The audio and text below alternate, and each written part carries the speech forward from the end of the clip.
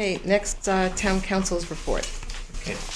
So I think the first thing on my report is the issue of the petition for special town meeting.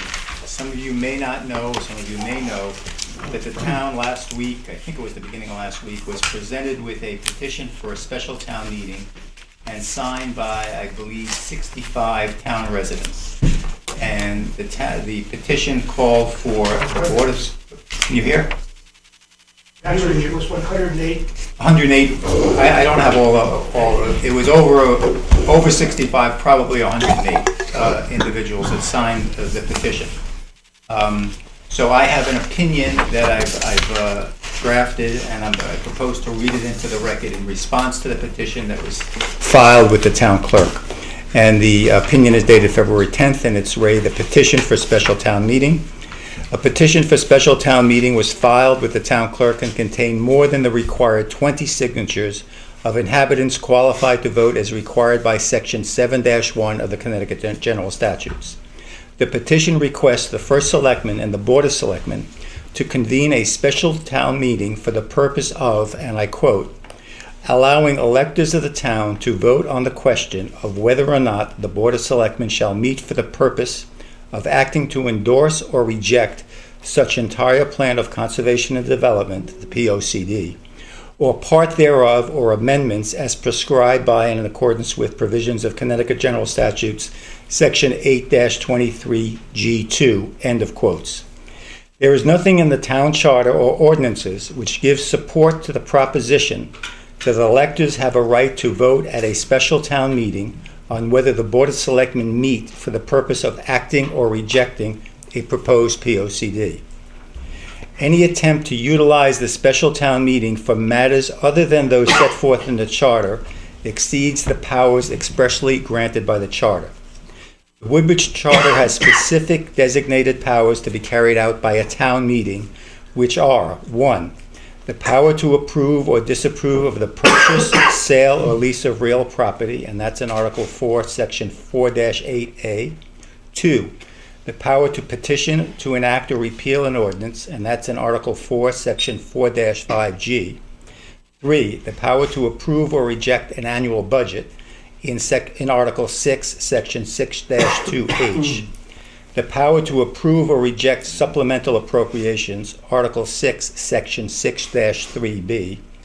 The power to authorize, reject, or modify capital expenditures, including the authorization of issuance, amendment, or refunds of bonds, Article 6, Section 6-4A.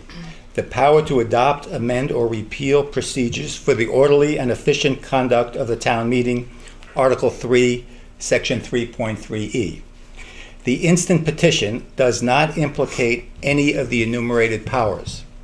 A petition for a special town meeting must be for a legitimate or proper purpose. The proposed request for a town meeting does not meet this definition, and the charter cannot reasonably be construed to provide for such a provision. Connecticut General Statute 7-1 was intended to give 20 voters a right to ask for a town meeting for any legitimate and proper person, and I cite a case. There is no duty to call a meeting pursuant to such a petition unless the board is reasonably certain that the object of the petition is lawful, proper, and not frivolous, and I cite another case. Based on a review of the town charter, its ordinances, and opinions of prior town council, I conclude the request set forth in the petition seeking a special town meeting is not for a legitimate purpose under the town charter, and a special town meeting shall not be convened. And I signed it, Cheryl T. Wyatt. So that's the opinion of the petition for special town meeting. Questions for Jerry? Yeah. We've had this issue before. I could start with a question. I don't actually have the petition in front of me, but based on your reading of the petition, what is the petition specifically asking? I kind of heard. Would you please talk into the microphone? What specifically do you feel the petition is asking of the Board of Selectmen? The petition is asking the Board of Selectmen to convene a special town meeting to allow electors of the town to discuss and ask the Board of Selectmen to act on the POCD, to endorse it or reject it, or any part thereof, or any amendment to the POCD. So what the special town meeting is being asked for a specific purpose. It's going to say, we want the Board of Selectmen to act or endorse, reject, or modify the proposed plan of conservation and development. And that's exactly what the statute requires us to do. No, that's not necessarily so, Joe. The statute is pretty ambiguous. The statute says the Board of Selectmen may convene a public hearing or public hearings, and then shall issue a report. The key language is may convene. Well, and we've been told by I understand the P&Z has been told by the consultants of the town that the POCD is within the exclusive purview of the Planning and Zoning Commission. It's been done that way by every town in the state. It is not without the power of the Board of Selectmen to comment on it, but it is not mandatory. That being said, the real issue for the special town meeting is, that's not what we're discussing in the special town meeting. The special town meeting is for requiring the board to have this meeting on the POCD. Right, I think, well, but I do take exception with your reading of 823G2, but I don't want to get into legal Right, discussions here. it is ambiguous. But, There's no well, it's question not about really it. ambiguous because the word shall is there, but you've ignored But that. you ignore the word may. Well, may modifies hold one or more public hearings on the plan, and shall endorse or reject such entire plan. So the shall, in my reading, says this board should consider the TOPCD and shall endorse it or reject it. So irrespective of any petition, why aren't we doing that? Well, that's a different issue, and that's an issue that you may want to Well, talk about. I wrote a long as email but to Helen. the petition, I didn't get any response. I want to peti- put that in the in minutes. petition, So what email is that? It's my email of January 27th to you, copied the whole board, asking what the further process was. Do you recall that one? No, I don't. I never got that email. Well, there's a copy in the, did anyone else get it? Yes. Did you get it? I did not get it. I copied everybody, I think. Will But- you check the address you sent to? Because I never got it. eScalatar@woodbridgect.com. No. That's It's not .org. the address, and it does Dot not come org. to me at that address. Apologize, you didn't get I it. did not, I never got that email. The rest of us got it. Well, that's great, but I Well, I apologize, but I'm putting it in anyway. But all it really says is, and it was 3 weeks ago before any petition, I simply said, why are we not taking this up per 8-23G2 before TPZ has their final action? And Jerry, you're quite correct. The statute goes on to say, irrespective of whatever we do, TPZ has the Yes. final. There's no question about it.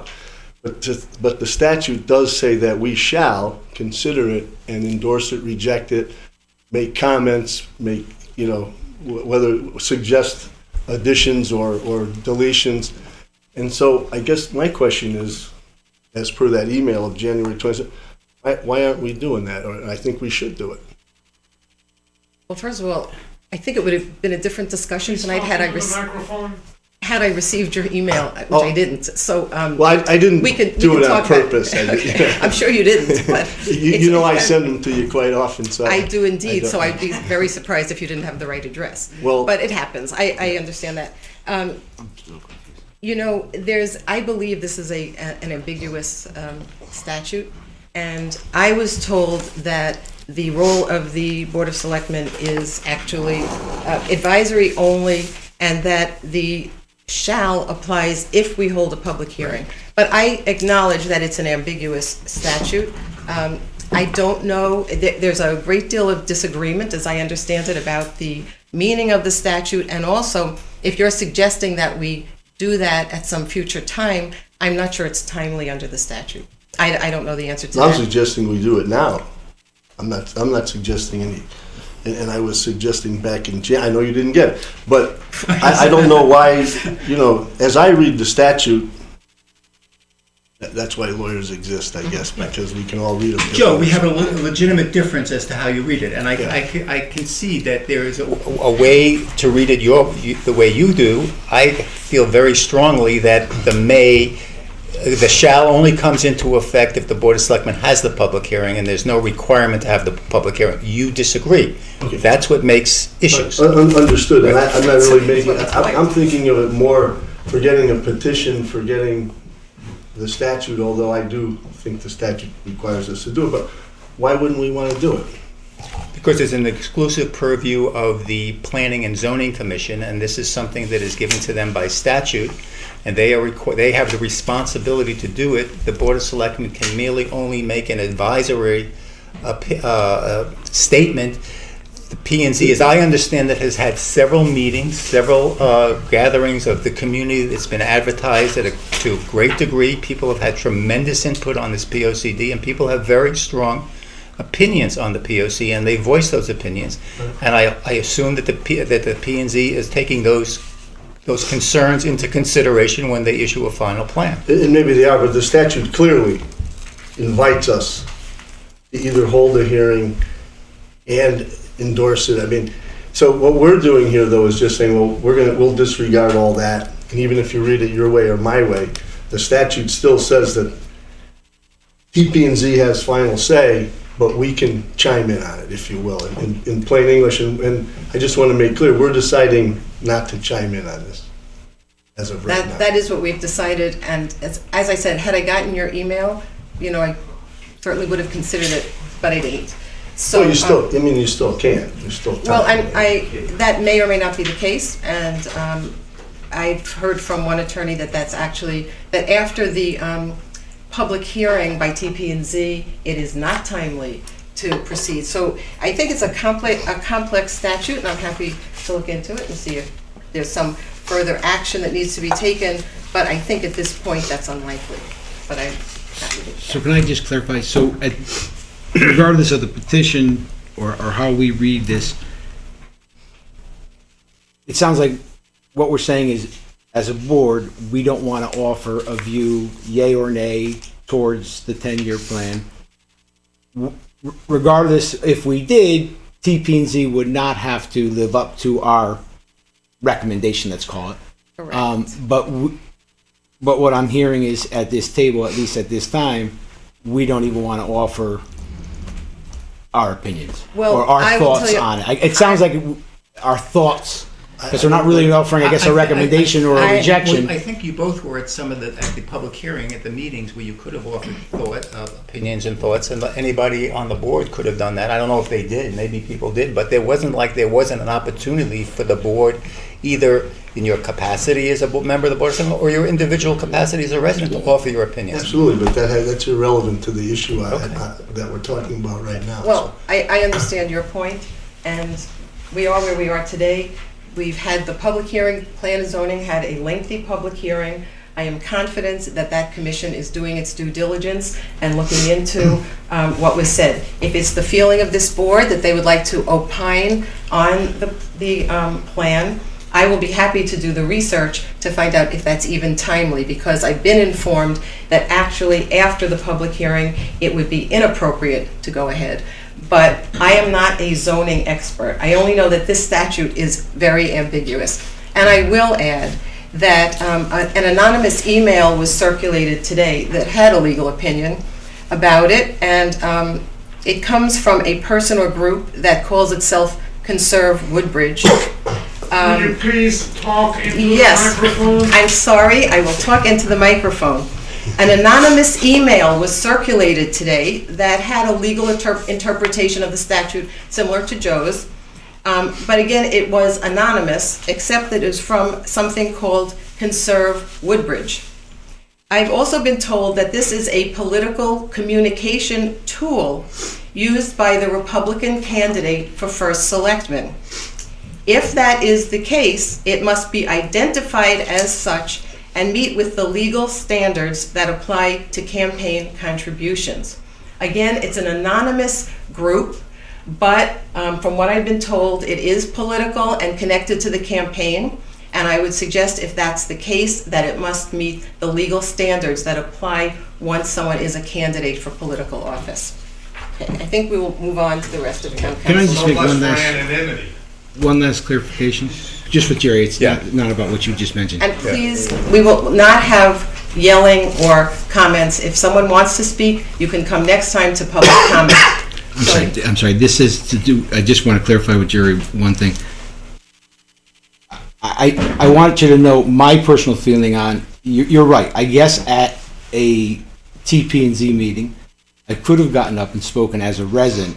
I feel very strongly that I would not get up and offer myself as a Board of Selectmen and then render an opinion to a board or commission. I don't feel that's appropriate. I'm not sure that is appropriate, but when you say we had that opportunity, I believe I might have had that opportunity to do so as a resident. I would not then nor now feel it appropriate to get up and say, as a Board of Selectmen, here's my opinion on what you're about to render your opinion on. I feel it's undue pressure or influence on a board or commission, and I personally don't feel right about doing it. I just want to clarify, because you said, Okay, as a Board of I Selectmen, think we we could should have move done. on, and I just want to say that this is the first time I've heard that a member of the Board of Selectmen was interested in doing this, and I will look into it further. Okay. Jerry, anything else? Rest of the report? So, Joe, you've asked every once in a while for a rundown on the legal matters, on the outstanding legal matters, and I always try and give you as many cases that I can recall, and I want to make sure that you have everything in hand. Last month too, that's good. We had one last month, but I left We skipped some. a couple things off last month, and I want to make sure that you guys have everything. So as some of you may know, and I'm not sure how many do know, but there was a petition that was filed, a complaint that was filed with the Freedom of Information Commission by 5 residents against the ad hoc committee, the Country Club of Woodbridge ad hoc committee, the town of Woodbridge, Carolyn Wolf, who is the chairman of the ad hoc committee, as well as the First Selectman.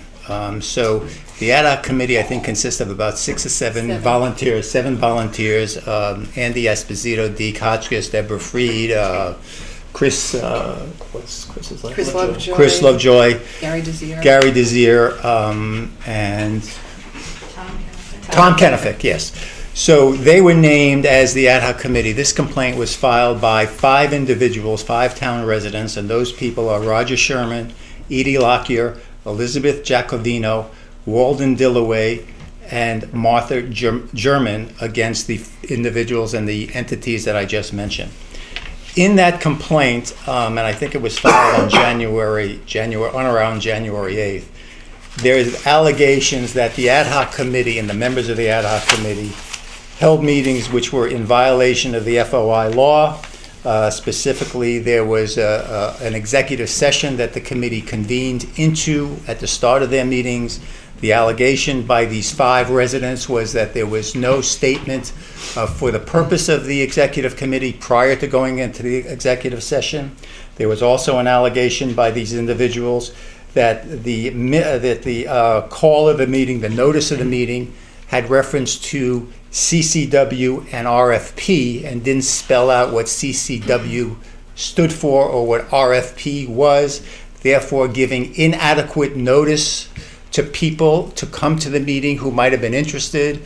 I guess the feeling of these complainants was that it should have said Country Club of Woodbridge and request for proposals spelled out rather than the initials.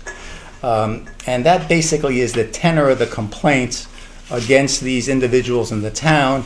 Unfortunately, when something like this is filed, we need to respond and we need to defend the town, the individuals, the ad hoc committee, and everyone that was named as respondents in the complaint. And there's some serious allegations here that we must take seriously, including the claim for relief. And the claim for relief is asking that these individuals who were named as respondents seek some kind of freedom of information counseling as to what freedom of information law requires, And the real concern that we have and all the members of the ad hoc committee is that there's a claim for monetary damages against these individuals. In other words, these people and the town pay money to these respondents because of what they did or did not do.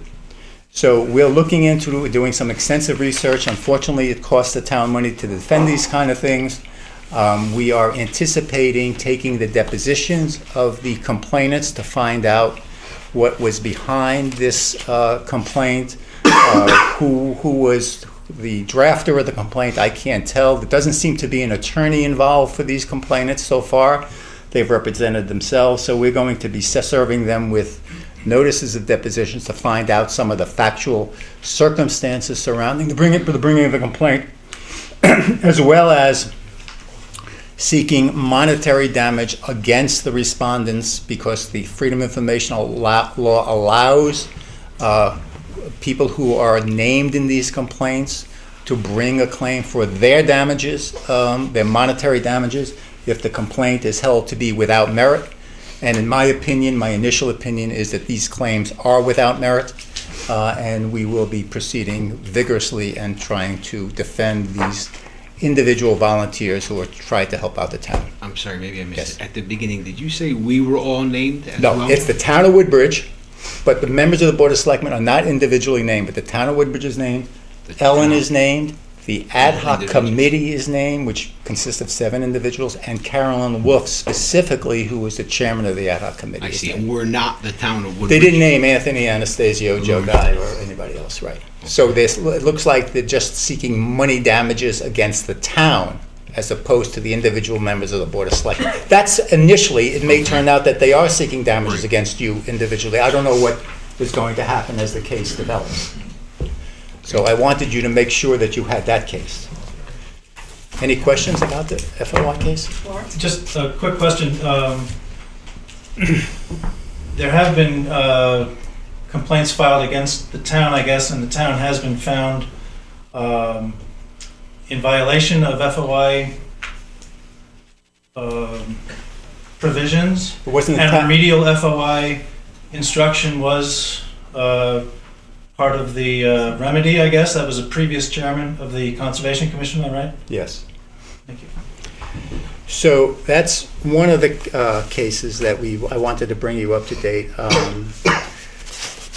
And then there are, we talked about the Karen Lombardi case that was filed. I just wanted to give you an update on the matters affecting the animal control officer. As you know, Karen Lombardi, who was our ACO, filed a complaint against 2 former town employees, one a police officer, Brian McCarthy, and another a woman who was an assistant at the kennel. And that complaint alleges against Mr. McCarthy, who was a former police officer, a malicious prosecution, and against the woman who was an employee at the kennel, and her name is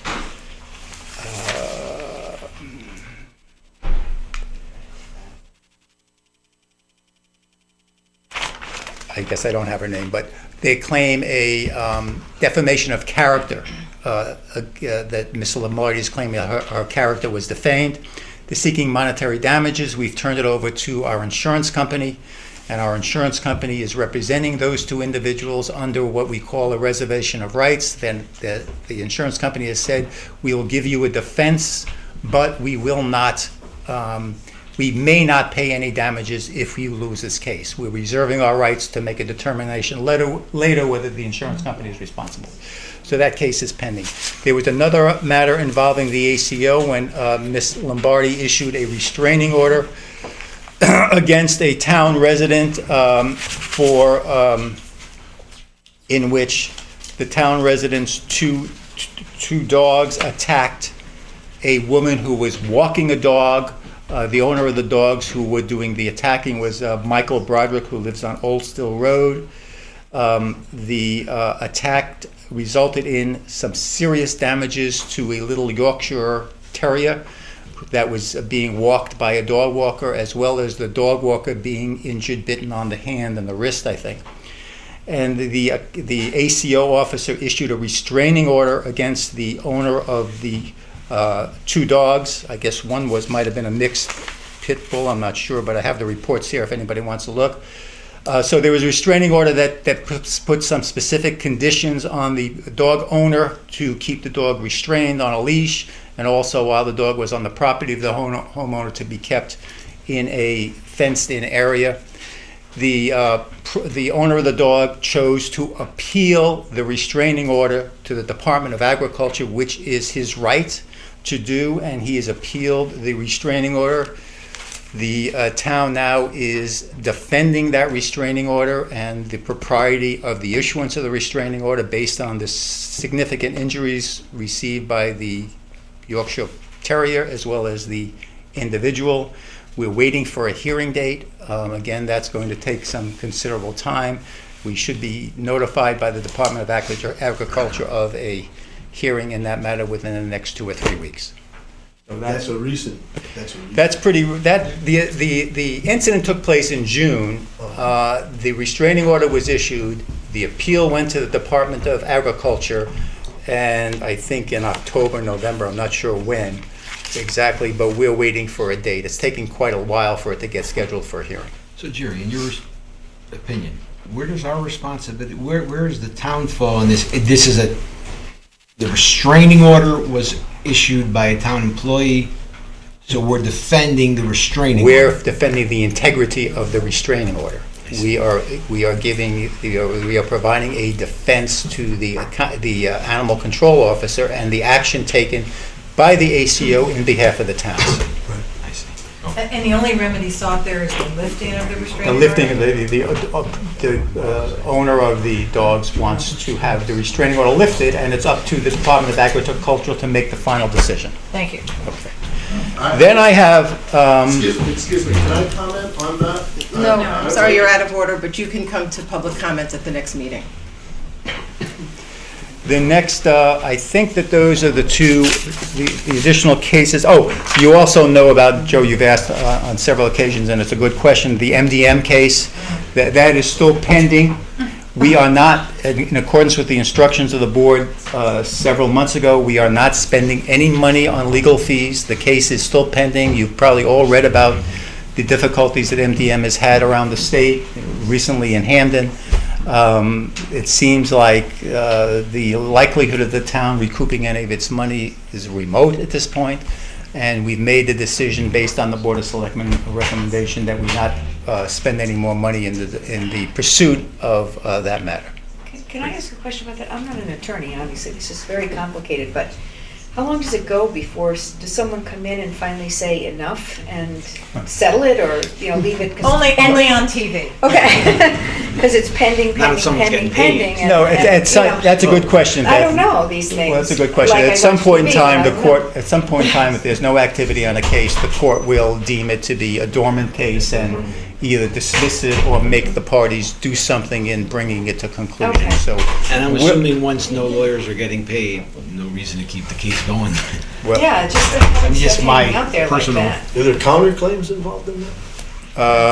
Just a there, complaint. I don't know. I don't think, we never got to, I don't think we have filed an answer, and Once the pleadings aren't closed. pleadings are not closed. But there's only a complaint. So I mean, There's whoever only brought the complaint. complaint could withdraw the complaint. We brought the Well, we complaint, the could town withdraw. brought the I complaint. mean, to answer Beth, we Okay. could withdraw and I move just on. wondered. Yeah, we Okay, could move- we thank could you. move on. So. What about the oil water separator? Oh, we have the oil water separator, quick update on that.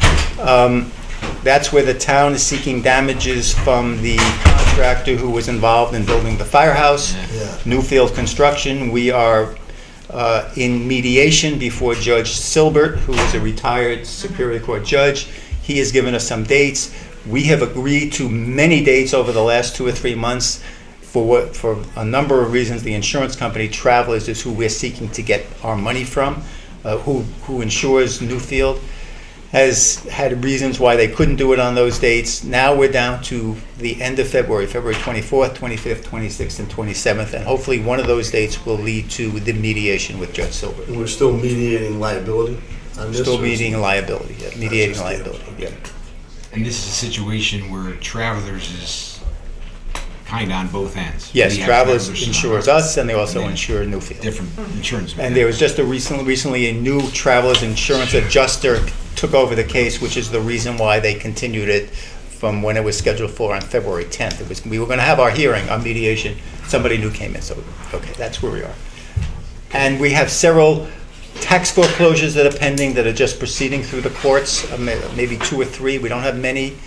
We have one tax assessment appeal, 1 or 2 that are left over from the last list. We anticipate there will be a few more coming up now that the new assessments have gone out.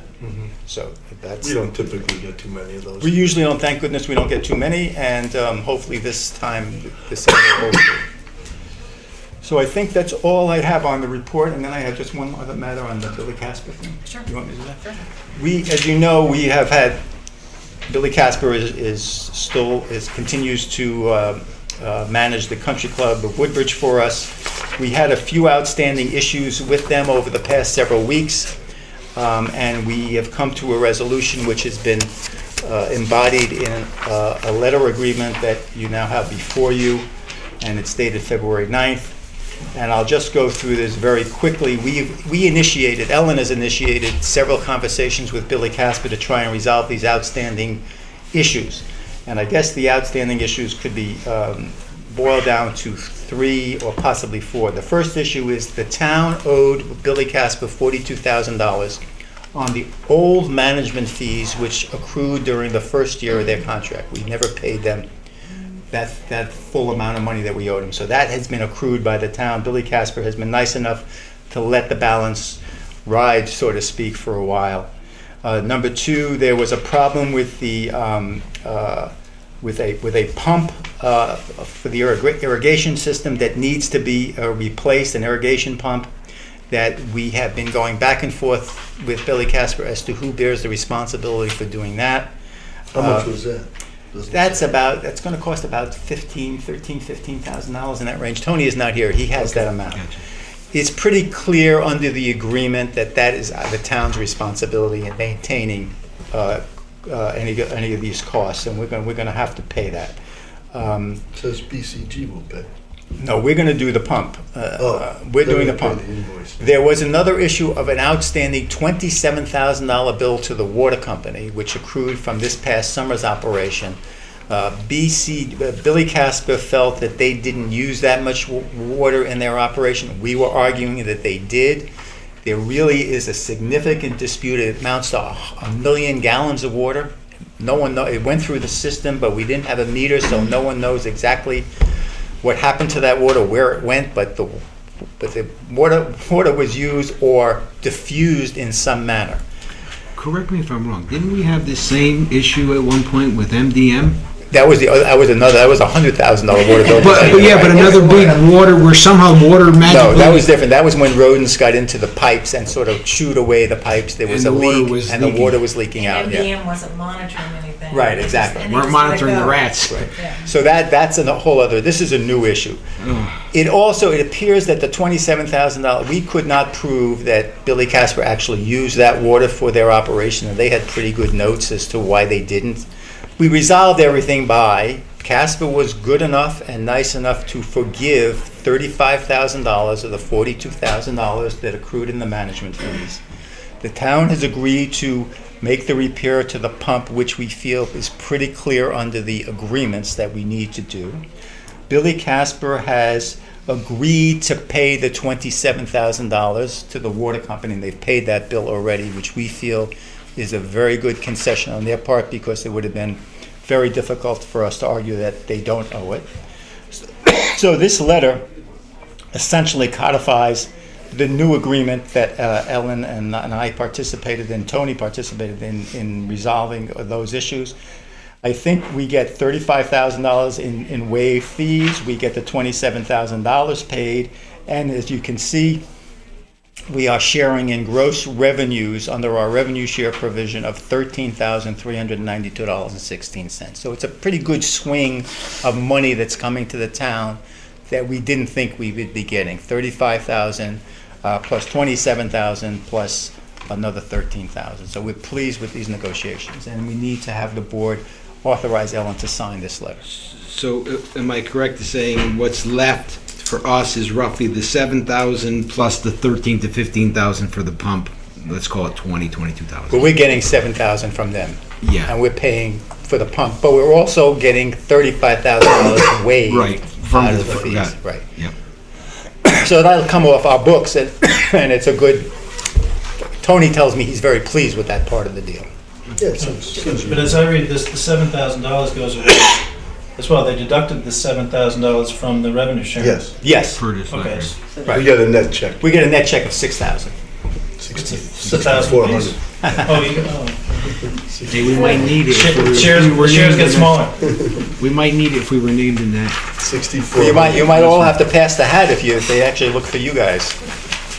Is there a motion to authorize the First Selectman to sign the amended agreement with Billy Casper as described by the Town So Council? moved. Second.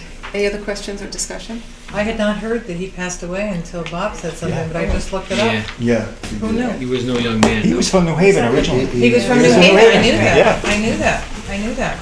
Well, in his memory. All those in favor? Aye. Let's vote yes, okay.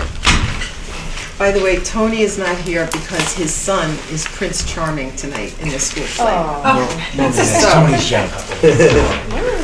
That's a good reason. That's cool. oh, he's not here. We're at item 14. Is there a motion to accept the town clerk's So report? moved. second. Any other discussion or questions? No. All those in favor? Aye. Minutes.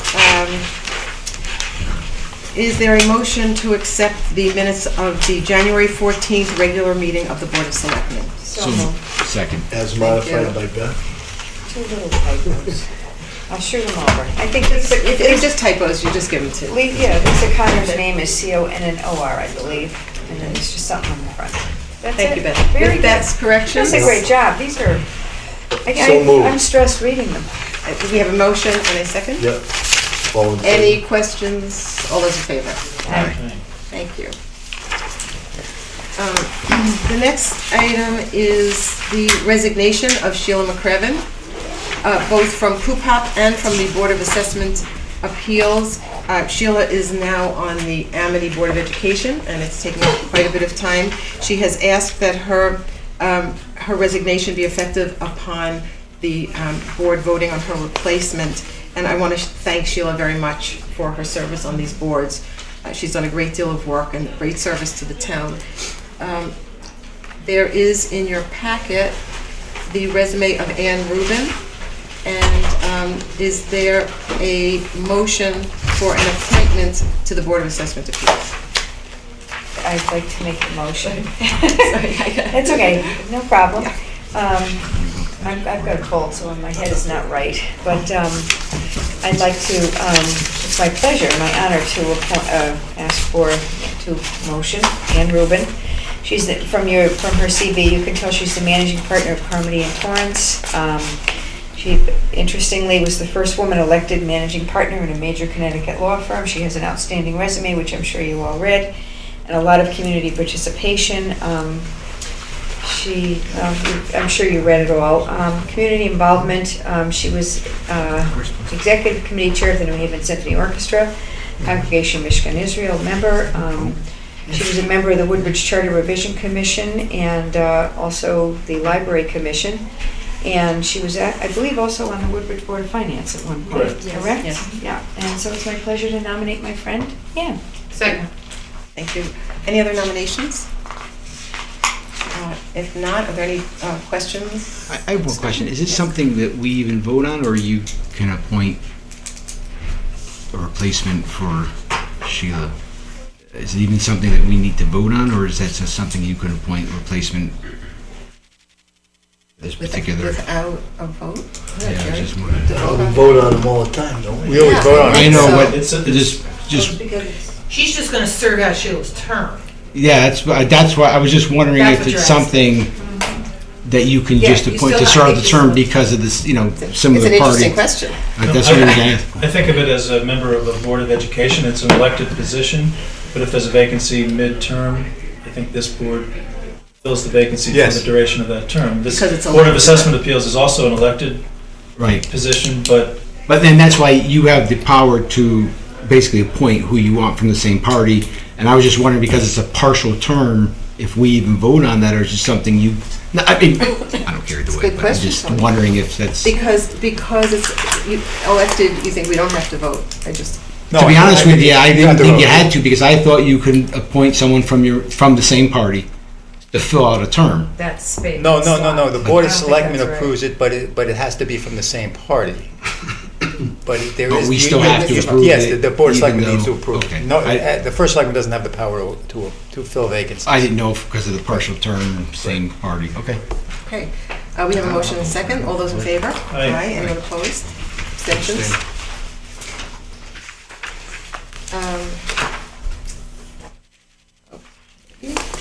First Selectmen's report. I would like to start by thanking Jerry Shaw for putting together our packets and the incredible job she does with all the documents and the background information. We have information here. If I ask her a question, just to sort of remind me how we got to a certain place, Jerry's got the documents, it's in the packet. So Jerry, thank you so much. It's so helpful for us. Stop shoveling. So, as you know, this month we're spending a lot of time on the budget. We've all been at the meetings, and there's more coming up. I also wanted to speak about the Beecher Road School project. We have received checks from UI for energy efficiency upgrades, which is part of the project. We were anticipating some of this, but we have gotten the checks for $248,000. It's always nice to have the checks in hand. That's for the first phase of the project, and we do anticipate additional utility incentives for the next phase, and hopefully that will go well. We also had good news from the state that we have passed the next hurdle for receiving the school construction grant. And on that, I do want to thank Jerry very much again. He made sure that all the papers were in, that everything was taken care of. So it's never a sure thing, but we are in line to get the grant to the greatest extent possible, and that will make a big difference to us. With respect to the microgrid, you see we now finally have the contract, which is terrific progress, and I think things will start moving now, at least I hope so. Let's see. With respect to the solar installations on town land, we've discussed Jordan Electric and Paul Michaud going ahead with the exploring the opportunities. And I've decided that we should go ahead with Paul Michaud. He is the attorney who's worked with us on the microgrid. He's aware of a broad range of energy-related opportunities and issues. I think it will be very helpful to have him be alert to other opportunities that can be available to us. Again, this is something where the fees are built into the RFP for the rates. He'll help us develop the RFP, and then it will be up to us to select the electric provider, provided that the companies feel we do have suitable town land to do this, but hopefully we will. So he's separate from Jordan then? Yes, it'll be instead of Jordan. And we do need to move on this because the application for the ZREC credits, which is one of the state benefits that helps make all of this work financially, the deadline is coming up, and so we need to authorize him to move forward. Can I interrupt? I'm sorry. Yes. And I'm in a good habit now, leaning Yes. forward. For the I know it's You don't need Too late, too late. but we should. Oh, never too late. Sure. But sorry, you said suitable town property. You mean something other than the capped landfill? Then is that what you're saying? Well, it would be great if the cap landfill works. If it doesn't, I don't know if there's Okay. possibility. Well, that the one fellow only wanted to consider that, I guess. So we're looking at other. No, I don't think we're necessarily looking at others. I Not, think this is a not landfill. specifically, but that is the prime Yeah. Okay. opportunity, we would think and hope. We are continuing our discussions regarding CMED, the Regional Emergency Medical Response System, and Tony and Jerry and I attended a meeting with Ray Stewart, and we're monitoring that closely to see where it's going. The Economic Development Commission has been working to promote Woodbridge businesses, and I have as well. I met with Patrick Volk and Bill DeRosa. They both have media companies in town, and they are going to work on helping to promote local businesses at the EDC breakfast when it comes up. They might do some little high-tech video or something which will show their own wares but also help the town businesses connect to each other. Senator Murphy's office has a new outreach assistant. He came to introduce himself. His name is Ben Florsheim, and it's good to have good connections with our congressional delegation. It was very nice to meet him. I mentioned before that we've been exploring the idea of an Arts and Ideas pop-up as a spring event. It looks pretty much like that will not happen this year. Betsy's been working on it. We've been working with different people, but it takes a lot to make something like that happen, and you probably need to start working on it now for next year, which we will do. It's not totally out of the question, but not likely for this year. The Public Works Department has moved into the new building. Very exciting news. The offices are on the second floor, and now the entrance is through the town hall parking lot. Get into the building. And I believe, Jerry, correct me if I'm wrong, tomorrow is the first day for public access in the new building. Oh, that's very So exciting. it's very exciting. Wonderful. Hopefully we'll have a grand opening soon, and that will include tours for the public. It's a beautiful building. Very nice to see. The snow never goes away. It will. Another major focus this month, as we all know, has been the weather. And I want to take this opportunity to thank our town employees and town departments for the outstanding job they did. It's a wonderful moment to be First Selectman when town residents thank you for how the snow removal went. And I had several compliments. They did a terrific job. Public Works in particular, they put in incredibly long hours. Over one period of time, it was a 30-hour stretch. They had to stay in town to keep up with the storm.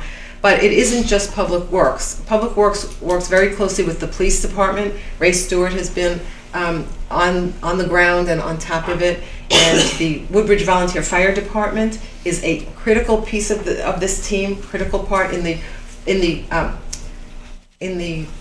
blizzard that didn't happen, but that was forecast. The firemen had extra equipment, extra people on hand. They provided hot meals for Public Works.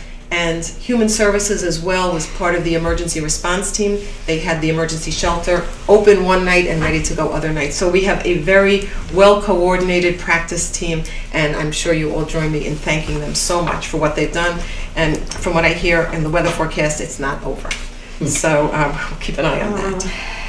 And then just to segue into the liaison reports, Human Services, the Senior Center is interviewing candidates for a part-time clerical worker, and the new bus has been ordered for the Senior Center.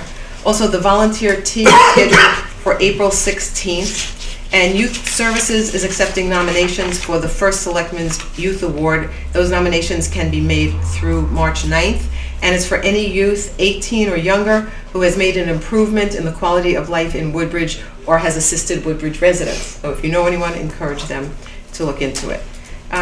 Again, Economic Development Commission is doing a really good job now inviting new businesses and expanding businesses to their monthly meetings to promote businesses in town. They're going to be having theme-based groups coming in so that we can really see what's going on. And their upcoming breakfast is being scheduled probably for March, but that's not for sure. So other liaison reports.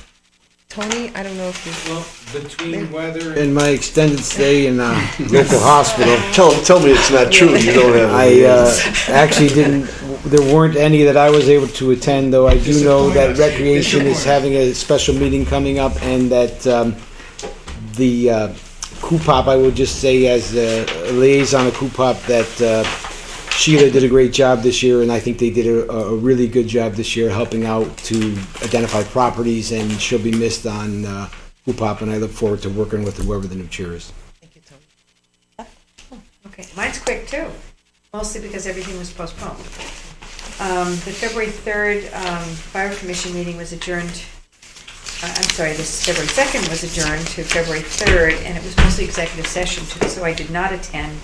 But they did come out of executive session and passed a unanimous vote to hire Amy Cotton-Bogish as the part-time administrative assistant. I believe Fran resigned. I think so. Yep. So that was that. And apparently Amy has worked for the town before She and was has been right. welcomed back So she's by back. everyone very Exactly. enthusiastically. Right. And Town Plan and Zoning, I think they're on their third try to meet. And I think that it's scheduled for February 20, let's see, they postponed from the 2nd to the 9th, and now the 9th to, I think, 2 weeks from, I don't know, the end of February sometime. They have snow every Monday. Okay, yeah, it's coming up anyway, sorry. February 23rd. Okay, well, that's another Monday, so it'll probably get canceled by another storm. And that's my whole report, except that just to remind you, the Snowflake Dance for the fire department it's their fundraiser every year, February 28th from 7 to 12. And it's the best kept secret in town. And, oh, my best part. Yay! Sheila went up to printers today. I got a copy for all of us to see of the outside of the book. So it's all ready, and I think it's all printed and it's on its way to the There's library. a typo. No, I'm kidding. Oh my God. Check it next meeting. That was my job. Big surprise, right? I'm sorry, you can't judge a book by its cover. But I guess it's on its way to the binder now. She was up at Essex Printing today. And I have for you guys copies of the Woodbridge events that's coming out. Stephanie was only, he wants to get, it's okay, just pass them as many, she could only give me 6. But on the back cover, you'll see the book part, so that's why I gave it up. You got an advance copy, and that's my whole report. I want to interject there. I don't know if you all saw what Betsy posted on our Facebook page with respect to the book. Sheila sent a little video to Betsy. I mean, we're getting very high tech. Oh, I haven't Betsy, seen that yet. you see on the Facebook Yeah. page, and Betsy has the printing press moving on the Facebook page. Very cool. Very Yeah. cool. Oh, that's Very great. cool. Sheila. Good. Yeah, it's amazing. Stephanie and Sheila just did an amazing job, and it's almost there. Susan. So the police commission, I think I had the date right, got canceled on February 4th due to weather. And I missed the library. The library meeting also got postponed, and I was unable to go to the one it was postponed to because I had a conflict, but you heard Jeanette's report. Was the important part. That's my whole report. Thank you. Lawrence. Can you hear me? Are you snowed out too? The Woodbridge Board of Ed rescheduled this January meeting because the third Monday was the Martin Luther King holiday. I wasn't able to attend the rescheduled date. The Amity Board of Ed was scheduled for night before last, but because school was closed, the schools were closed that day, the board didn't meet. That board met concurrently with this board tonight, so I missed. And Inland Wetlands had no business in January. Did not meet. Thank you. Is there a motion to adjourn? So moved. Oh, I'll make that motion. All those in favor?